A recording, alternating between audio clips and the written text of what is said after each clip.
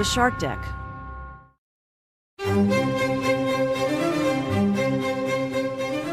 Hello and welcome to Palace Intrigue. I am your host, Mark Francis.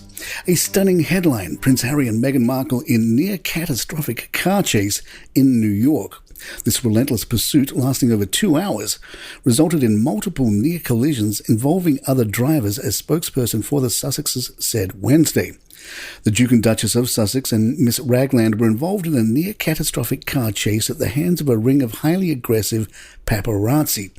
This relentless pursuit, lasting over 2 hours, resulted in multiple near collisions involving other drivers on the road, pedestrians and 2 NYPD officers.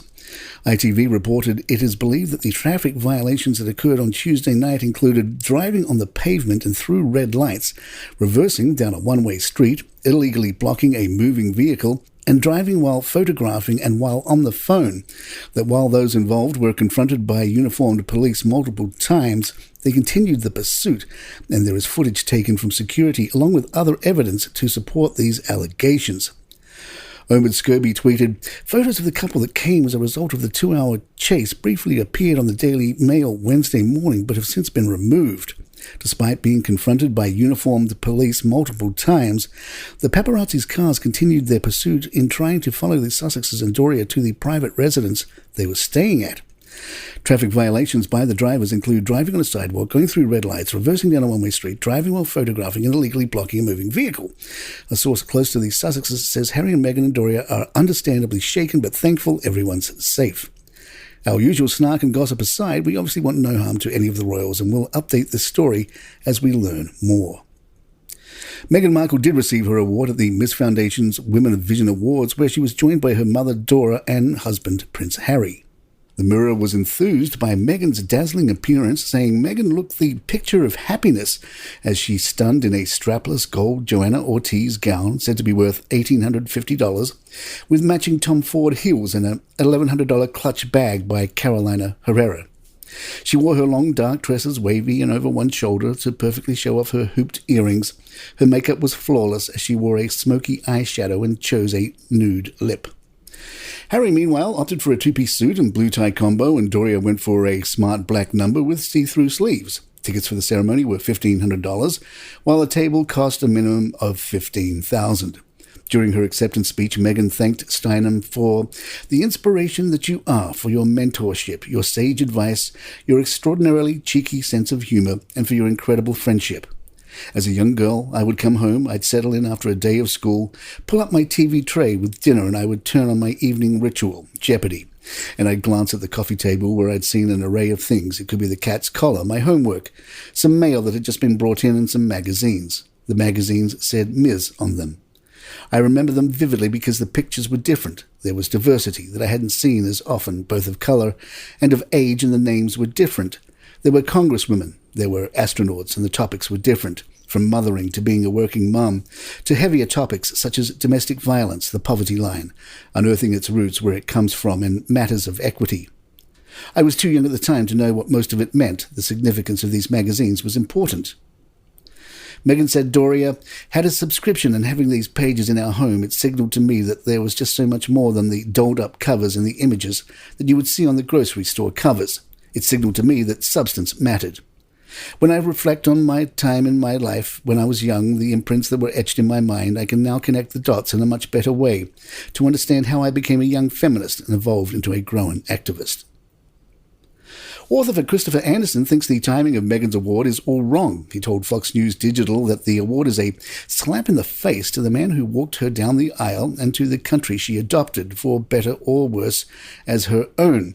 Anderson insists that Markle is sending a message to the British royal family by receiving the trophy from Gloria Steinem. She's making it clear that she has a life of her own, doing the things she thinks are important. She also seems to be saying that getting a trophy from Gloria Steinem is more important than seeing her husband's dad crowned King of England. It's an in-your-face gesture aimed at the royal family she just snubbed. TMZ reported on Harry and Meghan's date night in Santa Barbara last Friday. As they write, Meghan Markle pregnancy rumours have been swirling online for weeks now. But based on what she and Prince Harry apparently had for dinner, these would seem to be BS. The Sussexes were seen exiting a restaurant called Sushi Bar, and it's unclear if they actually ate anything inside, but TMZ guesses sushi was likely ordered. As TMZ explains, the reason that's a big deal, sushi is a food typically sworn off by pregnant women. Meghan's tight dress also did not reveal a baby bump. And it looks like Harry and Meghan haven't been iced by Hollywood just yet. The Daily Mail reports that the dinner party included Cameron Diaz and Gwyneth Paltrow. Interestingly, there had been no known friendship between the Sussexes and Diaz, but Cameron was mentioned in Spare, specifically about rumours by other authors that Harry and Cameron once dated. In Spare, Harry wrote, "I seem to recall one detailing my flirtation with Cameron Diaz. Harry just couldn't see himself with her." Harry commented, "I couldn't since we'd never met. I was never within 50 metres of Miss Diaz. Further proof that if you like reading pure bull, then royal biographies are just your thing."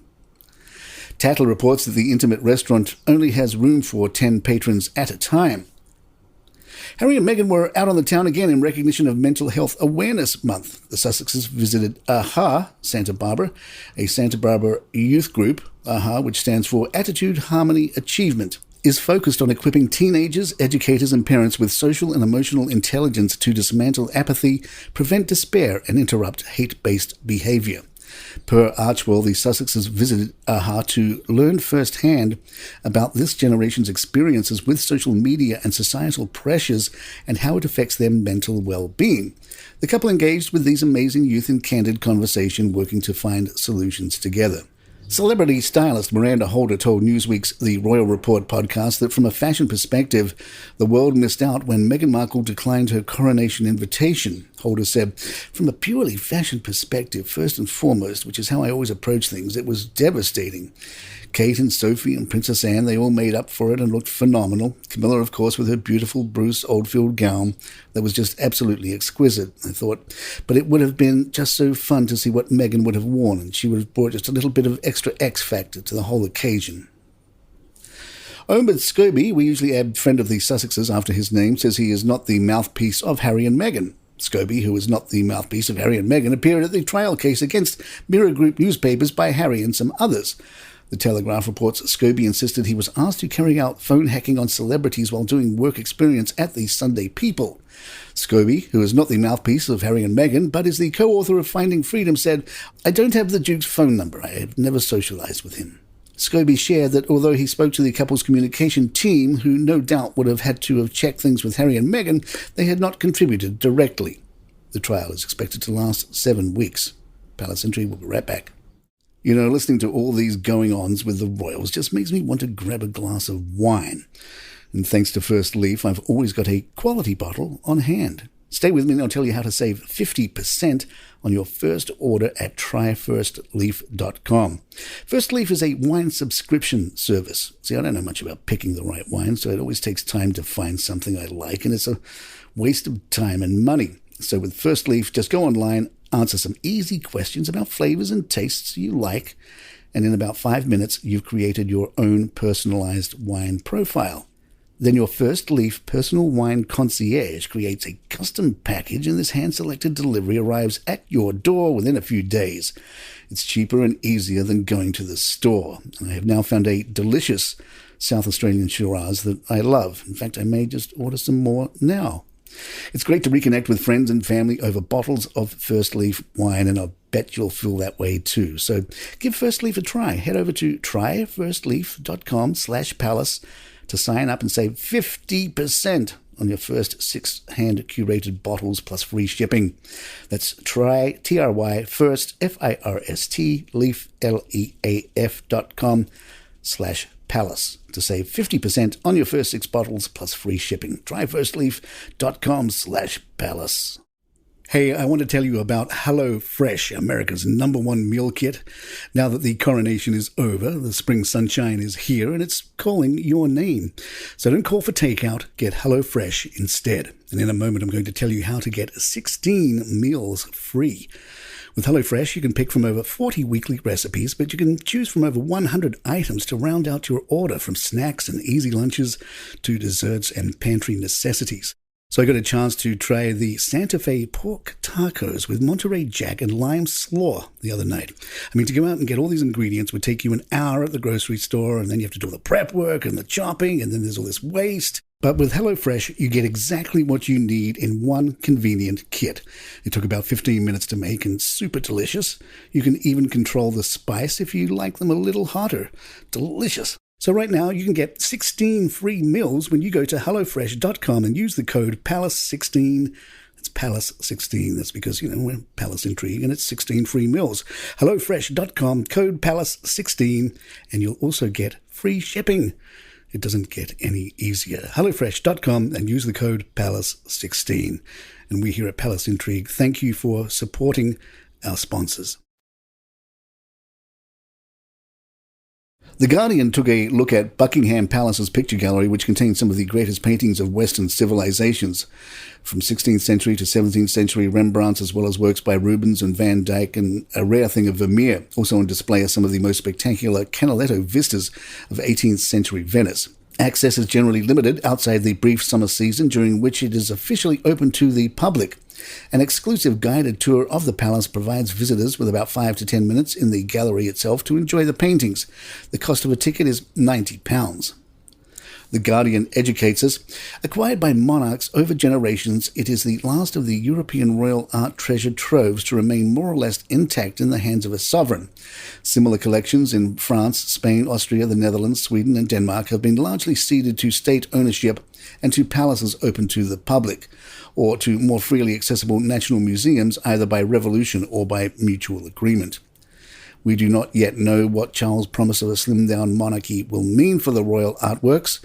The director of the collection, who was appointed as a senior member of the royal household, declined to give an interview.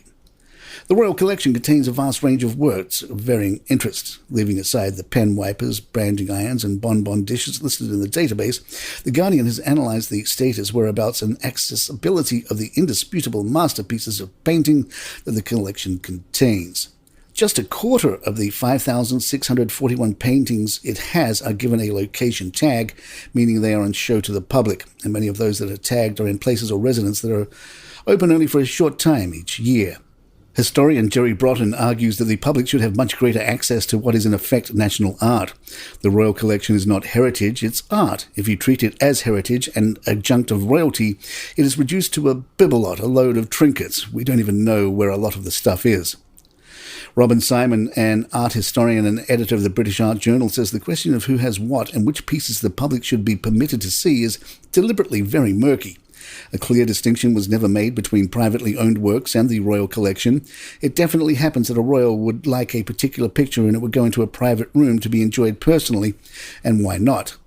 One answer to that why not question came in the form of a controversy that erupted in 2016 when the then Duke and Duchess of Cambridge, William and Catherine, hosted the Obamas in the drawing room of their newly refurbished Kensington Palace apartment. The couple had a valuable work by Marco Ricci, a Canaletto contemporary, adorning one wall. Dominating the room on another wall was a vast equestrian landscape from the royal collection by the 17th century Dutch master Albert Cuyp, featuring a young black boy holding two noblemen's horses. The painting is known as the Negro Page from the label in its gilt frame.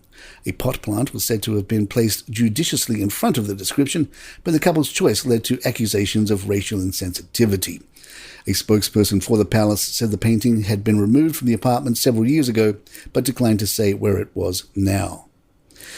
This week we've been taking a look at royal jobs via The Guardian, including the wonderful titled Grand Carver of England. One 16th century carving manual devoted 4,000 words to chopping 6 plates of peacock, so it's no surprise that historically the royals had a chap to do it for them.